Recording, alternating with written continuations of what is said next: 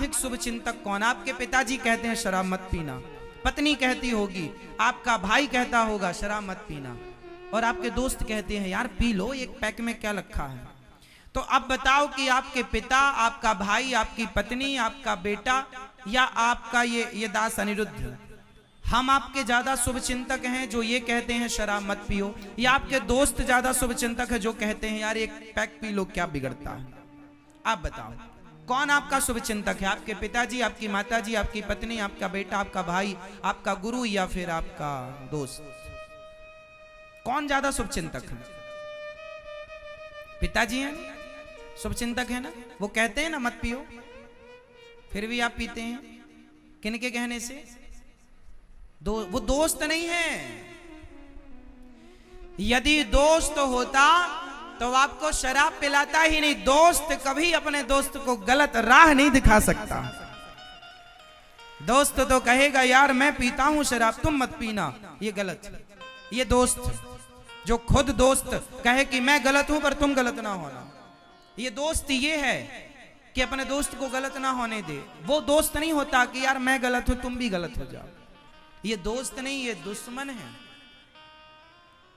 जिन्हें आप अपना दोस्त मानते हैं वो दोस्त नहीं है मेरी माँ, वो आपके दुश्मन है। ऐसे लोगों से दोस्ती नहीं करना। 2 पैसे कम, आप कहेंगे महाराज जी शराबियों से थोड़ा हमारी दुकान चलती ना जी, 2 पैसे कम कमाओ पर अपने आप को कुसंग से बचा के रखो, क्योंकि ये कुसंग आज नहीं कल नाश करेगी। दोस्त की बात आ गई तो मैं एक छोटी और बात कह दूं। दुर्योधन के दोस्त का नाम बताओ। दुर्योधन के दोस्त का नाम भैया बताएंगे? कर्ण। कर्ण ने दुर्योधन का साथ दिया पूरे महाभारत में। सही किया गलत किया? आप में से बहुत लोग कह रहे हैं सही किया, कुछ लोग कह रहे हैं गलत किया। अब आपको, अब देखो इसे समझते, अब इसे गहराई में उतर के समझना पड़ेगा कि क्या सही था और क्या। समझना चाहोगे? चलो आओ समझते। देखो मैं आपको कथा नहीं, कथा का सार समझाऊंगा। ये तो सबको पता है कि साथ दिया। अब इसकी गहराई में आज तक आप ना उतरे होंगे, आज मैं आपको गहराई में उतार के ले चलता हूं और ये होगा सार। अब पहले तो ये समझते हैं कि दोस्ती की परिभाषा क्या है। चलो दोस्ती की परिभाषा क्या है? हाँ? जो मदद करे, मित्र के सुख में सुखी हो जाए और मित्र के दुख में दुखी हो जाए। जो ना मित्र दुख हो ही दुखारी, तिनहि बिलोकत पातक भारी। अब यहां एक छोटी सी बात जरा बताओ। जैसे कर्ण दुर्योधन के मित्र थे, ऐसे ही भगवान राम सुग्रीव के मित्र थे। अब ये बताओ कि यदि सुग्रीव ने भी यदि किसी स्त्री का अपमान किया होता, किसी स्त्री के साथ दुराचार किया होता, बाली की तरह बाली ने सुग्रीव की पत्नी का अपहरण कर लिया था। यदि सुग्रीव ने भी किसी स्त्री के कपड़े उतारे होते सभा में, तो आप जरा इस पर विचार करिए, क्या भगवान राम सुग्रीव को अपना मित्र बनाते? बताओ। अच्छा, सुग्रीव से मित्रता करने में राम जी को ज्यादा फायदा था या बाली से मित्रता करने में राम जी को ज्यादा फायदा था? विचार करो, बताओ मेरे को, उत्तर दो। राम जी सुग्रीव से मित्रता की है। यदि राम जी बाली से मित्रता कर लेते तो राम जी का फायदा ज्यादा कहां था? बाली से मित्रता करने में या सुग्रीव से? भैया बताओ किससे? हाँ, बाली ने ऑफर रखा था, राम जी आप मेरे से मित्रता कर लिए होते, आप मेरे से कहते तो मैं रावण के घर में घुस के उसे मारकर सीता मां को लाकर आपके चरणों में रखता। बाली रावण को 6 महीने काख में दबाया था, थोड़ा और दबा देता कस के, वही हिसाब हो जाता। तो बाली बहुत पावरफुल था, सुग्रीव से हजारों गुना। राम जी का फायदा तो बाली से दोस्ती करने में, लेकिन राम जी ने बाली को दोस्त नहीं बनाया। बताओ क्यों? क्यों? क्योंकि आप बलवान तो हैं, आपके बल को पराक्रम को प्रणाम है, लेकिन आप चरित्रवान नहीं हैं। और राम मर्यादा पुरुषोत्तम है, राम मित्रता भी करते हैं तो मर्यादाओं के बंधन में रहकर मित्रता करते हैं। मित्रता करने योग्य कौन है और कौन नहीं है, ऑप्शन ऑफर तो बहुत है हमारे पास, एक से बढ़कर एक पावरफुल लोग हैं, पर क्या हमारे सिद्धांतों से मैच कर रहे हैं?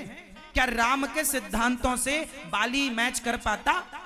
नहीं, नहीं। इसलिए ना तो दोस्ती किसी से भी और ना तो प्यार। आजकल की लड़की क्या कहती है, प्यार थोड़ी जात पात ऊंच नीच देखता, नहीं, प्यार सबसे नहीं, अपने सिद्धांतों के हिसाब से प्यार करो। आपके सिद्धांत पर खरा उतरता है क्या ये लड़का, खरी उतरती है क्या ये लड़की? फिर पहले देखो कि ये क्या भविष्य में हमारे योग्य है। इससे विवाह होगा तो इससे उत्पन्न हुई संतान को हम क्या जवाब देंगे? सब पर विचार करके निर्णय लेना चाहिए। तो राम जी ने बाली से दोस्ती नहीं की, सुग्रीव से मित्रता कर ली और बाली को मारकर अपने मित्र को न्याय दिलाया। बात हो गई ना। अब मैं चलता हूं फिर कर्ण और दुर्योधन के बीच में। जब भरी सभा में, अच्छा दुर्योधन बुरा नहीं था, मैं मानता हूं कि उस समय तक बुरा नहीं था दुर्योधन, जब तक उसने द्रौपदी के साथ अभद्रता नहीं की।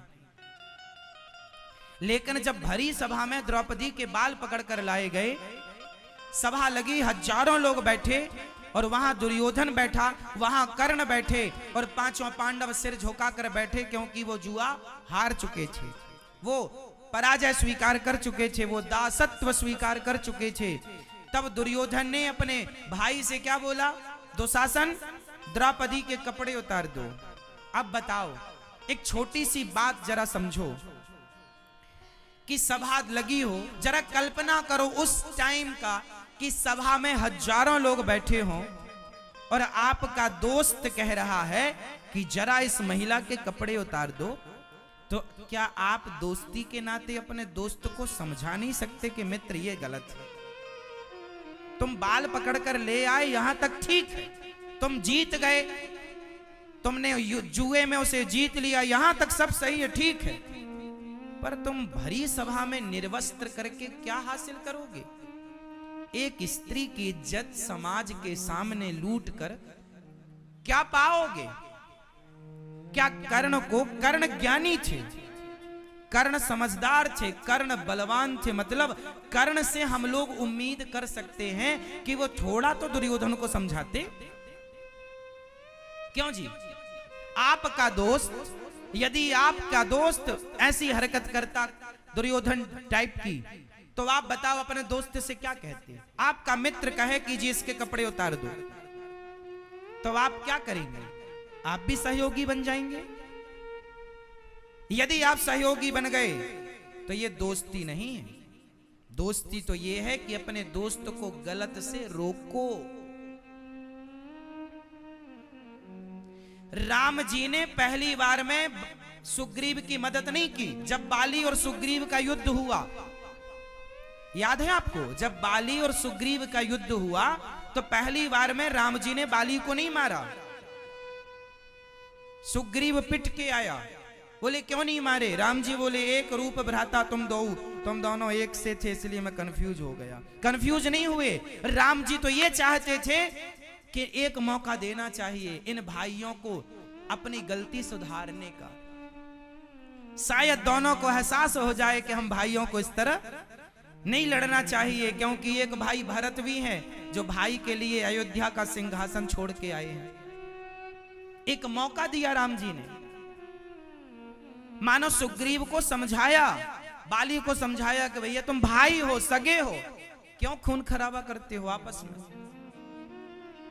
जब नहीं समझे तो फिर तो क्या एक बार राम जी ने मौका दिया, तो क्या एक बार कर्ण को नहीं बोलना चाहिए था दुर्योधन ये गलत? तुमने पांडवों को जीत लिया, अच्छा किया, मैं तुम्हारे साथ हूं। तुमने पांडवों के राज्य हस्तना इंद्रप्रस्थ को जीत लिया, मैं तुम्हारे साथ हूं। लेकिन एक अबला स्त्री जिसे बचाने वाला कोई नहीं, जो चीख चीख के चिल्ला रही है मुझे बचाओ, कोई है तो बचाओ, सब खड़े चुपचाप तमाशा देखने। और फिर सोचो, एक महिला जिनके सामने लाखों पुरुष खड़े हों और हजारों पुरुषों के, लाखों पुरुषों के सामने एक स्त्री के कपड़े उतारे जाएं, निर्वस्त्र किया जाए। अब बताओ ये सही था या गलत था? दुर्योधन का हर कार्य माफ था, हर गलती क्षमा थी।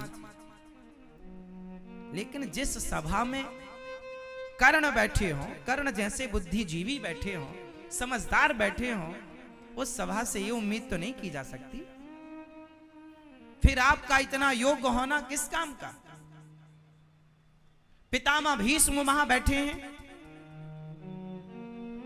द्रोणाचार्य बैठे हैं। चलो, द्रोणाचार्य और भीष्म पितामह की तो मजबूरी है, क्योंकि इन दोनों को बुढ़ा मान करके दुर्योधन इनको इग्नोर कर देने की बात है, बुढ़ा चुप रह, ऐसा बोल देता था। पितामह भीष्म का अपमान करता था दुर्योधन, ए बुढ़े चुप रह, ए बुढ़ा चुप रह। तो कौन अपनी इज्जत समझाया था? पितामह भीष्म ने दुर्योधन को, गुरु द्रोणाचार्य ने। लेकिन ये चुप कर देता था, क्योंकि ये दुर्योधन पितामह की और गुरु द्रोणाचार्य की बात नहीं मानता था, लेकिन दुर्योधन कर्ण की बात मानता था। बोलो हाँ, दुर्योधन किसकी बात मानता था? कर्ण की बात। इसलिए कर्ण का धर्म था कि वो अपनी आंखों के सामने कम से कम अनर्थ तो ना होने देते। अनर्थ की तो छोड़ो, रोकने की तो छोड़ो, बल्कि कर्ण ने ये और कह दिया, द्रौपदी आ, तेरे 5 पति हैं, छठा मुझे बना ले। दुर्योधन ने कहा इसके कपड़े उतार दो और मेरी जंघाओं पे लाके इसको बिठा दो। अब बताओ, इसलिए ये जो कथाएं हैं ये समझने के लिए हैं, केवल कहानियां नहीं है कि सुनो और अपने घर जाओ। सीखो। एक गलत निर्णय कहां से कहां ला सकता है। दोस्ती का मतलब ये नहीं है कि आप अपने दोस्त को हर बुरे कार्य में सहयोग करें, बल्कि उसे सही बताएं कि भैया ये गलत है, ये सही है। दोस्त वो जो अपने दोस्त को सही मार्गदर्शन दे, ये नहीं कि गलत में उसका सपोर्ट करे। क्यों जी?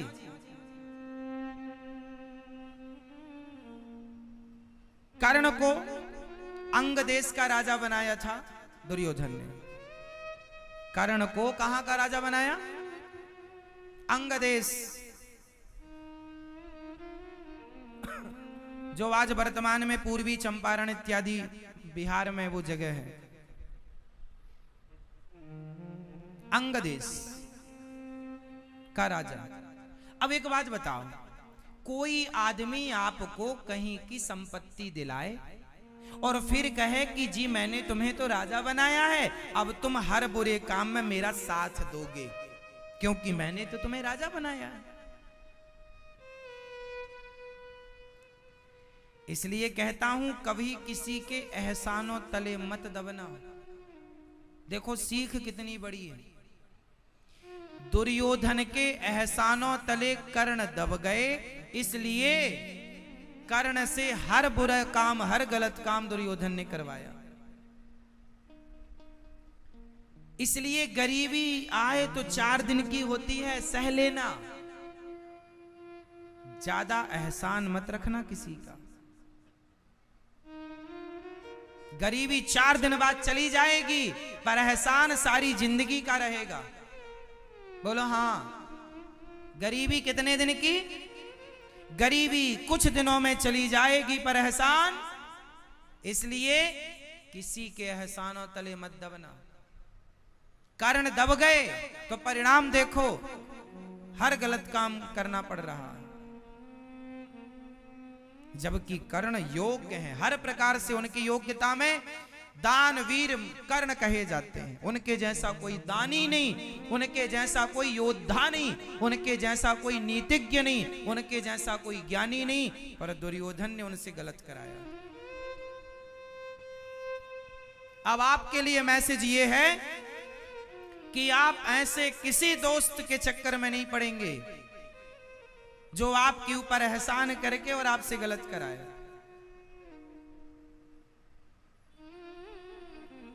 और यदि आपके साथ कोई गलत, आपसे कोई गलत करा रहा है तो आप अपने दोस्तों को रोको, ये गलत है मेरे भाई। यदि तू गलत करेगा तो आज से तेरा मेरा रास्ता अलग।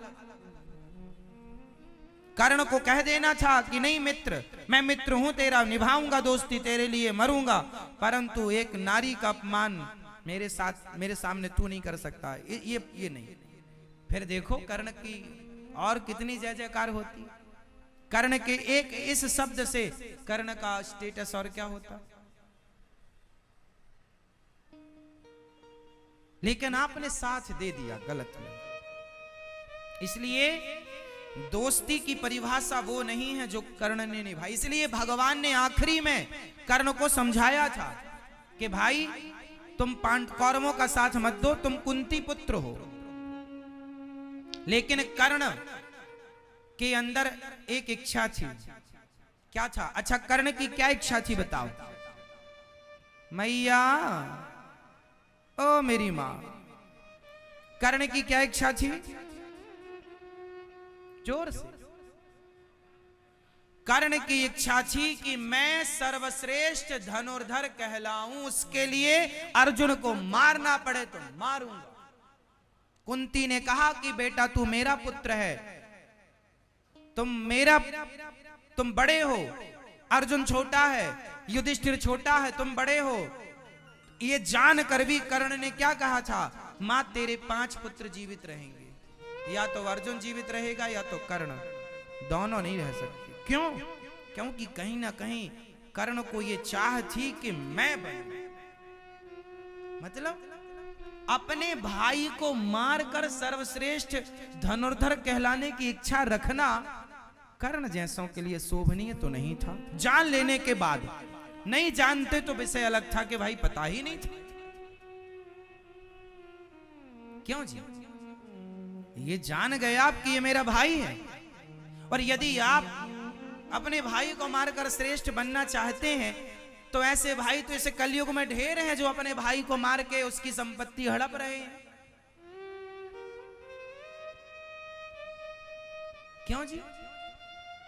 ये श्रेष्ठ एक भाई वो है जो राम जी ने कहा, कैकेयी ने कहा कि मेरा बेटा राजा बनेगा। ठीक है माँ, अपने बेटे को राजा बनाओ। तुरंत पलटकर कोई उत्तर ना देकर राम जी 14 वर्ष के लिए वनवास के लिए चले गए।